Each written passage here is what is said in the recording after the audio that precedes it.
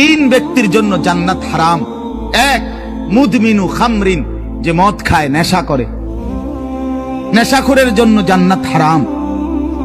নেশাখোর, মদখোর, গাঞ্জাখোর, ফুট্টাখোর, বাবাখোর, ডাইলখোর, এ জান্নাত তার জন্য হারাম।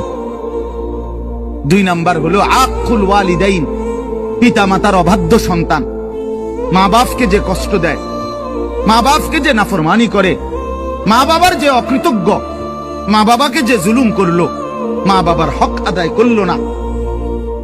আল্লাহ রাসূল সাল্লাল্লাহু আলাইহি ওয়াসাল্লাম বলেন জান্নাত তার জন্য হারাম। আর তিন নাম্বার, শুনতেছেন সবাই? সজাগ তো সবাই?